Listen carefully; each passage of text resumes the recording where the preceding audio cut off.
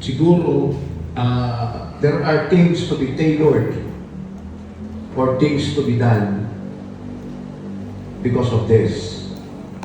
One thing, why, handa na at rely or mangalat ideas kada tayo mag-IT ground na mag-implement.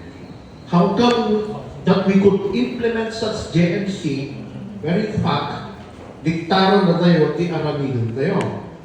That, handa mo't may ang nato paligid day to day na activity tayo or functions tayo. One thing, tayo na, asublihan.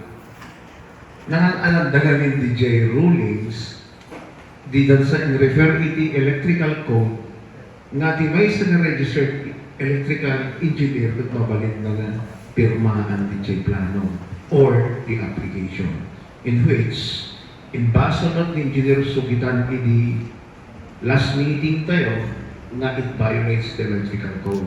That is the number one. So may I propose that the content of the resolution will be yun ang isa.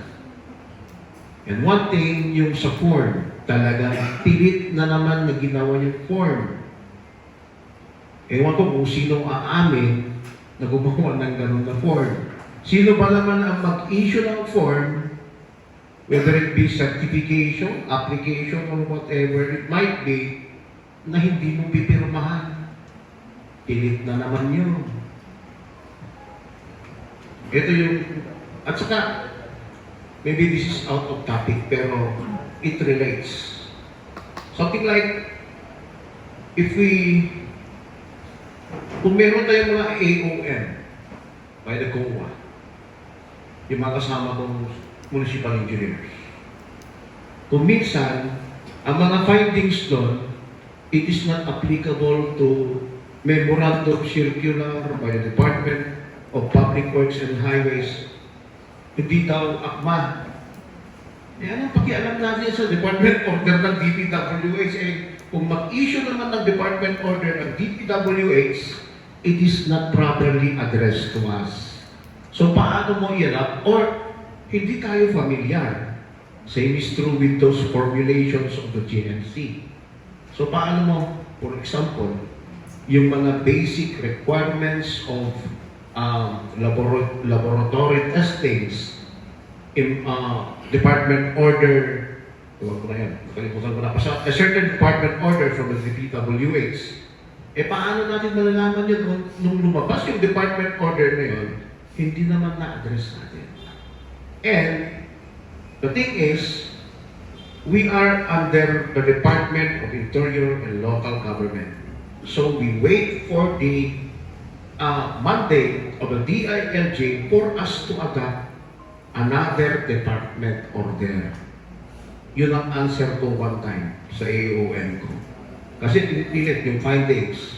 Bakit daw hindi ko sinunod ang department order sa number whatever it is ng DPWH? Eh paano mo alam yun? Hindi ka naman na-copy furnish or hindi na-address. So how could you implement? So balikan natin yung JMC na yan.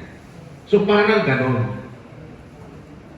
Are we going to implement such order wherein fact hindi naman akma sa day-to-day activities natin na babo? Diba? So yung ang concept ko. So siguro I propose that with that resolution, we shall formulate na talaga. Kasi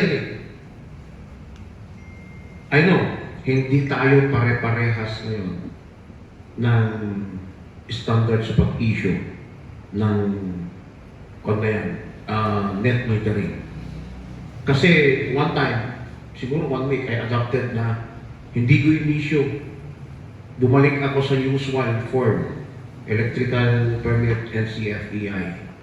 Kasi alangan ako na pirma doon sa form ng net metering because there's no such space in which I could affix my signature. So parang paper lang. Paper lang siya na dim requirements for CFEI. Kasi wala ka namang regulatory power na parang pinirmahan mo yun o hindi mo pinirmahan. So, siguro, for now, if we have time, we will formulate the resolutions and the contents of the resolution. That's all. Thank you. Thank you, General Rafi, for that